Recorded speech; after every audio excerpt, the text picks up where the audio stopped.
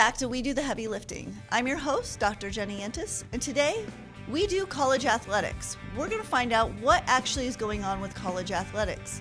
A lot has changed in the past couple of years, and today we are very, very happy to have someone here that is an expert in this area, has a legal background, and can tell us all about it. So let's welcome our guest, Dr. Paul Batista. Thank you, my pleasure. Now, in 2016, President Young for A&M appointed you to faculty athletics representative for Texas A&M, which means you're the primary liaison from Texas A&M to the SEC, to the NCAA, correct? Yes, ma'am. All right. And you also serve on the Faculty Athletics Council and the A&M Pro Sports Panel, and you advise student athletes about contemplating a career in professional sports. Yes, ma'am. You've also been a county judge. You're currently a professor in sport management. You teach a class on all the legal aspects of sport. So we've got all those bases covered. And you have quite the connection because you also teach study abroad every summer. You're a busy guy. I take Aggies to Germany and Austria on an incredible 5-week program. Okay. Can I come in your luggage this summer? You are certainly welcome. Yes. All right. Well, with all of that, let's go back. You wanted to start way back when to get to where we are now. So tell us about how we got where we are with collegiate athletics. Okay. The first thing I want to do is I want to read a quote from Dennis Dodd, who is a sports writer for CBS Sports, and he wrote this almost exactly 10 years ago. And here's what he said about what was going on in college athletics. At some point in recent years, college athletics became a Bob Dylan protest song. Minus the folk guitar and harmonica, suddenly the system wasn't totally about games or the coaches or the standings or the championships.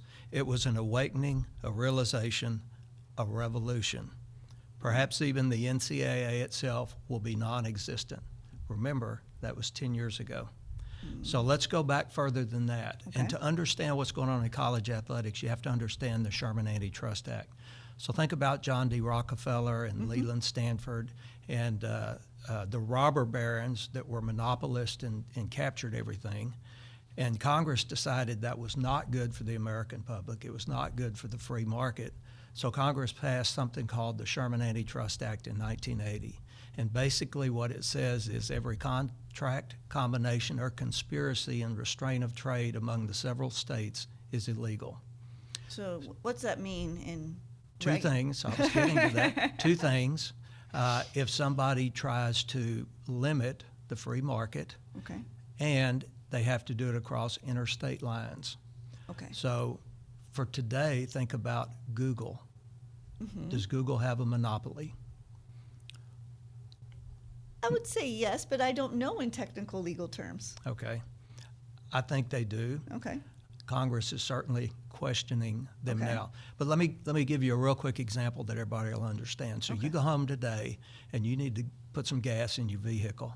So you can go to a Texaco, a Shell, or an Exxon that are all on three corners when you pass by. So they're in competition with each other. Yes. So if John D. Rockefeller and his Standard Oil Company owns Exxon, and then he buys Texaco and puts the ownership of Texaco into his trust along with Exxon, well, now you really only have two competitors. Yes. So if you also buy Shell, now all of a sudden you drive by, you see Shell, you see Texaco, you see Exxon, and you think they're competing with each other, but they're really not because the Standard Oil Trust owns all three of them. So what's that going to do to prices? It's going to raise prices. So the Sherman Antitrust Act, for the most part, is about price fixing. Okay. And that's what's going on. Those are the complaints in all of the cases with the NCAA right now. Okay. So how do we, for the general public, how do we view student athletes as being part of something that's price fixing? How do we get there? Well, the student athletes aren't part of the price fixing. They're the victims of the price fixing. So the NCAA started in 1906, and for 108 years, nothing really bad happened until you get to 2014 when a bunch of lawsuits were filed that Dennis Dodd talked about. And basically, the NCAA set whatever rules they wanted to. They said, here's what you can get for scholarship. You can get rooms, tuition, books, and that was it. Okay. And it also fixed the price of what athletes could get for being athletes at zero. So they basically had a rule that said you can't make money as a college athlete. And so some enterprising lawyers filed lawsuits starting in 2014 saying, wait a minute, this violates the Sherman Antitrust Act. And the NCAA argues, of course, well, really, this is about education. The plaintiff's lawyers say, no, it's a cartel. And by the way, Texas A&M and the other 1,075 universities and schools in the NCAA, they're co-conspirators. And when you think about it, what is the NCAA? Yeah, it's a separate organization, but it's basically those 1,076 universities. That's really interesting, I guess. I mean, I'm pretty ignorant on the subject. I don't know a lot about it other than I know things are going on, but you're really enlightening it and making it, I'm now starting to see the picture of how we got to where we are. So then what comes next then? Well, let's talk about what's come already. Okay. So there's a case called the Alston case. Mm-hmm. And the Alston case was about things like full cost of attendance for your scholarship. It was about price fixing. And the NCAA took the position that we are carrying out an educational mission. We're not subject to the Antitrust Act. Okay. So the case gets all the way to the U.S. Supreme Court. And the U.S. Supreme Court, in a unanimous 9-0 decision, said, yes, you are. And so, yes, you are doing education, or yes, you are price fixing? I'm sorry. Yes, you are. You're a monopoly, and you're price fixing, and you're violating the Sherman Act. Oh, all right. So out of the Alston case also came this idea that universities could give athletes education-related benefits. And so without going into the sausage making, athletes now at places like Texas A&M can earn up to $5,980 for hitting certain academic benchmarks. So that's over and above their scholarship and all the other things they get. Okay. That's, for a student athlete, that could be a pretty sizable amount of money. It is. But it's not as sizable as somebody like Caitlin Clark's making. No. Yeah. I saw a couple of days ago she signed with Nike for $27 million. But she was making $700 and something thousand while she was an athlete. She was on State Farm commercials and doing some other things. So that's the result of Alston. Okay. So there are a couple other things that are also going on. There's a lawsuit called the House lawsuit. And basically the House lawsuit says when we go out and we play, when we compete, you're using our name, image, and likeness, and you're not paying for it. So name, image, and likeness is NIL. Yeah. And so they're saying on the Saturday afternoon broadcast where you're watching the football game, they're saying we should be paid for our name, image, and likeness. And that's the case that's really going to change college athletics, and it's going to happen pretty quickly, I think. So this case, I've heard some things about this case. I've heard just what you said, that it would change the face of college athletics. Now, these are, in this case particularly, these are student athletes, prior student athletes, that are asking for, they're asking for back pay? Or how does that? There are several lawsuits. Okay. So some of them are current athletes, and some are former athletes in different cases saying, wait a minute, I didn't get the Alston money, so you were violating the Sherman Act by not giving me that $5,980. I want my money.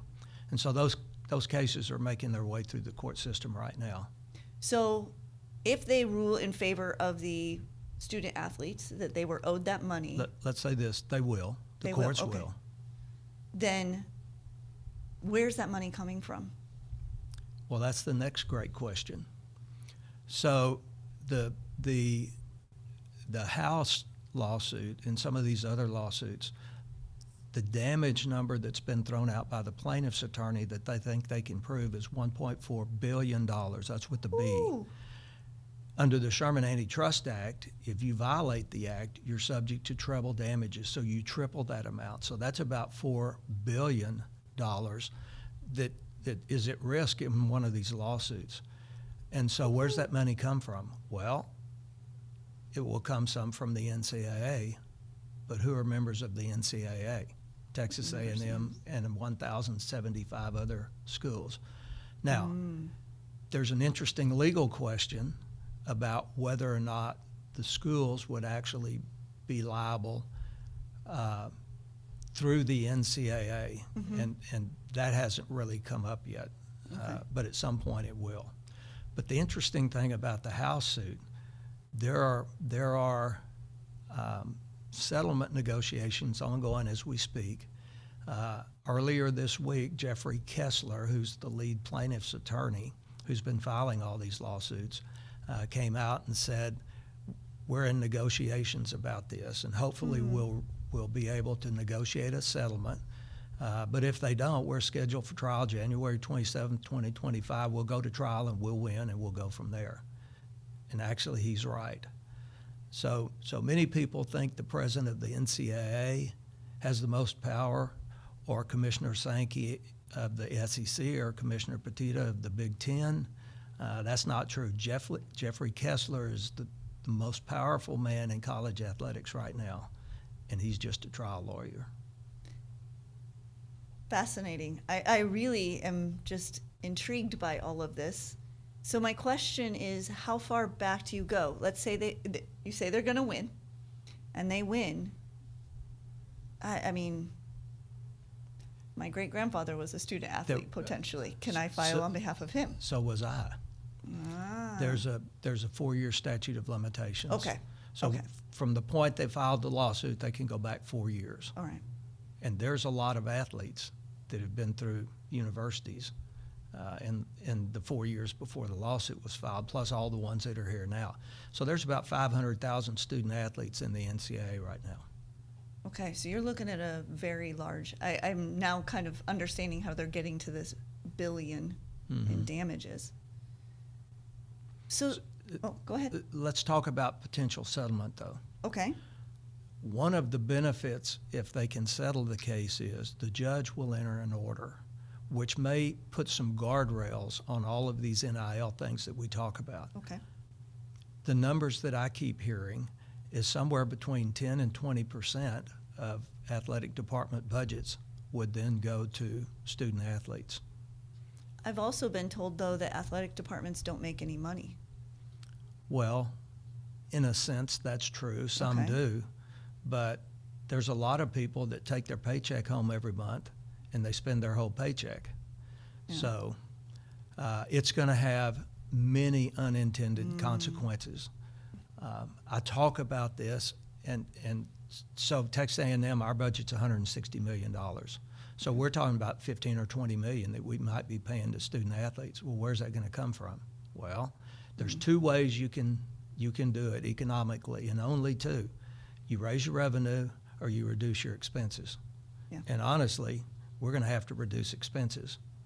We've already seen that on campus this week. Yeah.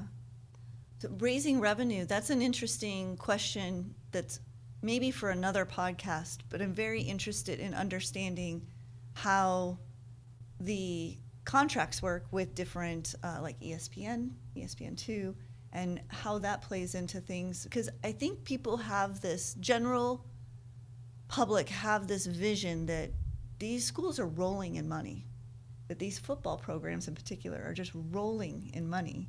And I don't think that that's actually true. And now if this goes through, it's even less potentially. So is ESPN going to pay out even more to help potentially cover this? I doubt it. They're also a for-profit company. That's a great question. Yeah. So let's start with the proposition that a lot of people don't understand, and that is no tax money goes to the athletic department. They are completely independent financially of the university and the state of Texas. So they don't get any tuition money, they don't get any tax money, they don't get any money from the university. That's not the case for all universities across the country, but that's the case in Texas. So basically, Texas A&M has three ways to raise, or four, to raise revenue. They sell tickets to events. They have donors that donate money. They have media rights, and then they have people like the food concessionaires and their concessions and parking and things, and that's it. So there's kind of a limit on what they can raise. It's quite the conundrum that athletic directors are faced with. It is. As Dennis Dodd said, this is a revolution, and everybody's getting ready for it. And the interesting thing is, last Friday I was asked to speak on a panel in Washington, D.C. at the Bush School with the Association of College Faculty Senates. And so they were trying to figure out what all's going on. By the way, everybody agrees that you're going to have to be a student athlete to participate. There won't be any professionals in the sense of they're ringers, they come in, they get paid to play, and that's all they do. Everybody agrees they're going to end up being have to be students. But the last item on their agenda was, what is college athletics going to look like in 5 years? And I sort of chuckled and I told them, you need to change that agenda item to what it's going to look like in 5 months, and perhaps even 5 weeks. So I have no inside information. I just have many years' experience, and my gut instinct tell me something's going to happen this summer. Right. And just because somebody might be listening to this later on, we're recording this late April of 2024. That's correct. So I think something's going to happen this summer. I don't think the defendants are going to want to go into court and risk the number that they're going to risk. I think whatever we have, which may be a complete new setup, will be in place for the 25-26 school year. Okay. So, by the way, I didn't say this when we were talking about the finances, but the only program at Texas A&M that actually ends up in the black is the football program. So that supports all of the other programs. And when we talk about raising revenue or cutting expenses, I think about if I was a male golfer, if I was a male tennis player, probably not at A&M a male baseball player, but in a lot of universities, a male baseball player, perhaps track runners, male track runners. I would be really concerned about whether my program's even going to be a scholarship program going forward. I've heard that from others as well. And the scary thing about it is, well, first of all, Title IX, and that's a whole nother subject for another day. But we train our Olympians. And so Congress has not done anything yet. And of course, they can't agree what time of day it is or even what day it is. But when they can give some protection to the NCAA, they haven't yet. There are 10 or 11 bills pending in Congress, but they really haven't moved yet. I think until it gets really, really drastic, they're probably not going to. But I think about, you think about where do we train our Olympic athletes, our gymnasts, our track people. You know, they come out of college athletics. Scary. Yeah, it's scary. We're the only country in the world, with kind of an exception of Canada, that has the system we have. And boy, it's going to be a revolution. The system's going to change, and it's going to be scary in a way. It's going to be interesting. As a lawyer, it's fascinating. It's going to be, come back in 6 months and let's see what happened. Well, we're going to have to follow up on this with another podcast. We're reaching the end. I think we've exceeded our 20 minutes already, but let me ask you one last question. Okay. Is there something you want to leave our listeners with? What's the key piece, take home out of all of this that you'd like to leave them with? Nobody likes what's getting ready to happen. But just hang on to your seat, because it's going to be significantly different. And remember that the student athletes are going to get protected. So they are going to get protected. And the good news of all of this is, with NIL now, there's going to be a lot of athletes that might have gone out for the NBA or the NFL, and not made it, they're going to make more money with NIL staying in college instead of going pro. And I'd also like to give a shout out for the Voices of Impact in our College of Education. Yeah. I did a presentation on that 2 or 3 months ago. So if anybody's interested, it's only 5 or 6 minutes long, but it kind of really encapsulates everything that's going on if they'd like to access that. Absolutely. We will post a link to that in our show notes. Okay. Thank you so much, Dr. Batista, for being here with us today. And thank you to our My listeners pleasure. for joining us for another episode. I hope you were as captivated as I was. I learned so much in the past 20 minutes. And that's really the purpose of We Do the Heavy Lifting, is really to bring to light some of the issues that many of us don't understand because we don't have the time or the expertise or knowledge. So thank you for sharing with us. It's my pleasure. And if you have any comments, questions, or topics you'd like to hear from us, please feel free to send us an email at huffines@tamu.edu. And until next time, stay healthy. Thank you.